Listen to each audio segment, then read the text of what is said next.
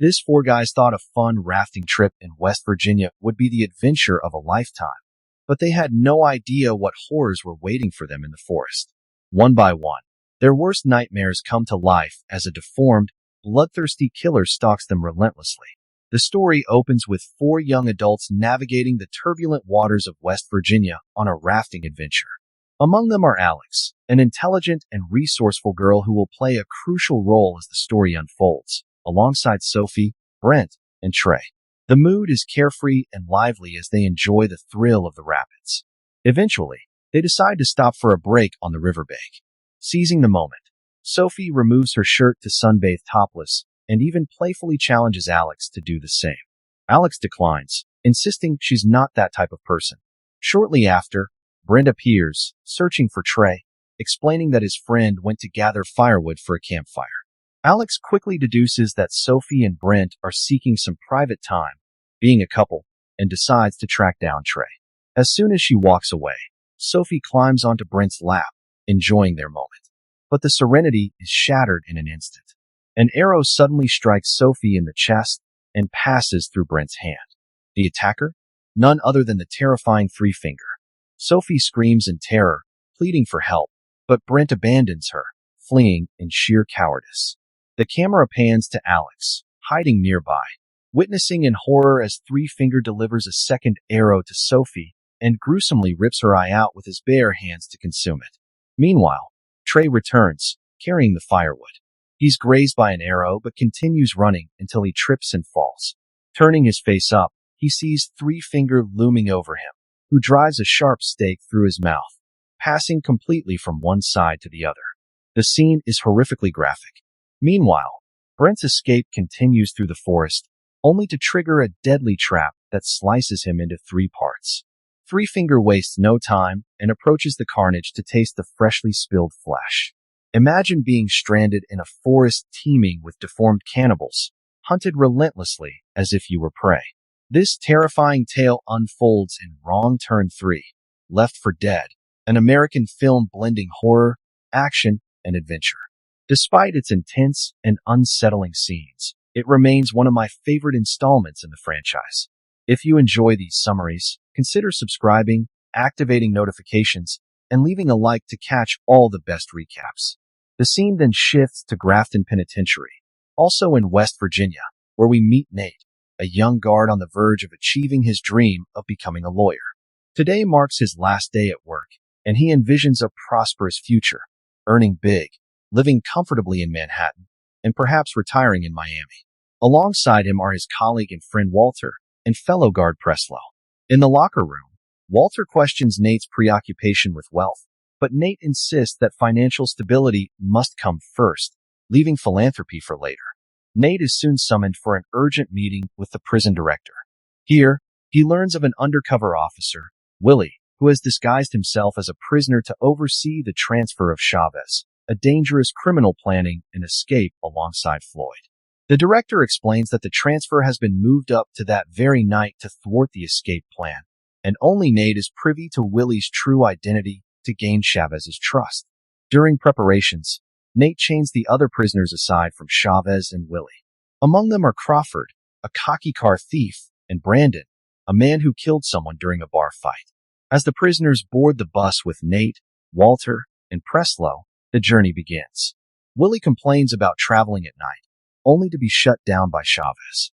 Walter inquires about Nate's future plans, to which Nate explains his goal: a life of financial comfort first, volunteer work second. The bus makes a stop at a small police station where Sheriff Carver and Officer Ally greet them. Carver immediately recognizes Nate, remembering him from childhood. Nate inquires about Carver's dog, Lan, learning the animal is still alive at 14. After this brief stop, the bus resumes its journey, but calamity strikes. A pickup truck suddenly collides violently with the bus, causing it to veer off the road and roll multiple times before catching fire. Nate reacts fast, helping everyone out while pointing a gun for protection. Amid the chaos, Chavez seizes the opportunity to attack Nate, taking his gun and demanding the handcuff keys. Nate explains that the keys remain inside the burning bus. Preslow attempts to intervene, but is killed by a knife that shoots from the forest. Simultaneously, an arrow strikes the bus, forcing everyone to scatter. Chavez compels Nate to retrieve the keys from the fire. Nate enters the burning vehicle, rescuing an injured Walter along the way, but discovers that only the handcuff keys are salvageable. The leg cuff keys are lost. Floyd, ever impulsive, suggests killing Nate, but Chavez, calculating and cunning, realizes Nate's local knowledge is essential for navigating the dangerous forest to reach a communication tower. Nate becomes their human compass. During their trek, Alex appears suddenly, traumatized, and attacks Nate. Once he calms her, she recounts the horrifying ordeal on the river. A deformed mutant with 3 fingers slaughtered all her friends one by one. Chavez is more intrigued by the mention of a boat than the immediate danger and orders Alex to lead them to it. Along the way, the group discovers an old, rusted armored truck. Upon opening it, they are astonished to find it filled with stacks of money, totaling several $1,000,000. Floyd celebrates, but Brandon cautions that hauling the cash will slow them down and make them more vulnerable. Nate discreetly arms Walter with a gun he found, hoping to leverage it against Chavez. However, when Walter attempts to shoot Chavez, the weapon is unloaded, resulting in his death before everyone's eyes. The group continues, burdened with heavy money bags. Alex nearly triggers a trap, but Nate's quick reflexes save her. Suddenly, a smaller mutant appears, the son of Three Finger, attacking Floyd, only to be shot by Chavez. This confirms the existence of the cannibal's offspring. Chavez enacts a brutal message for the original Three Finger before forcing the group toward the boats. Nate, anticipating Chavez's intentions, punctures all the boats, ensuring his continued usefulness as a guide.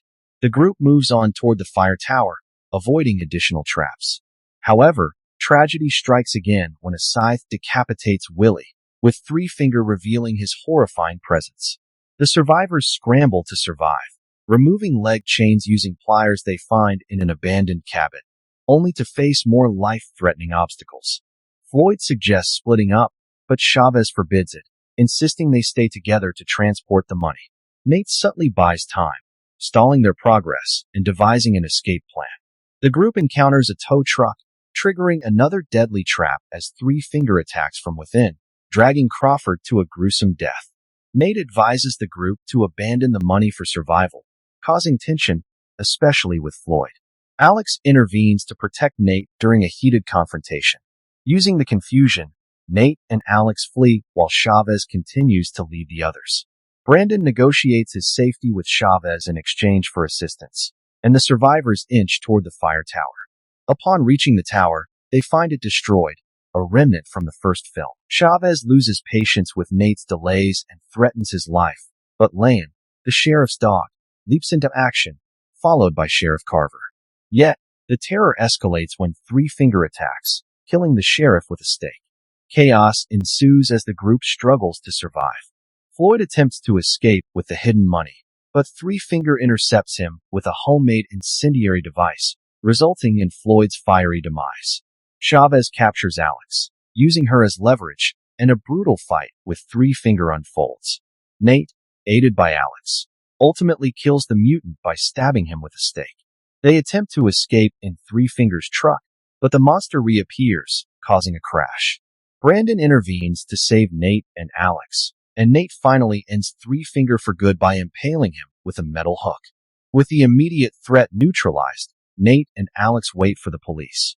Brandon also returns to retrieve the hidden money, but in a shocking twist, shoots Nate and approaches the body, warning, never trust a convict. The film ends abruptly, with Brandon confronted by another cannibal, leaving a dark and bitter cliffhanger.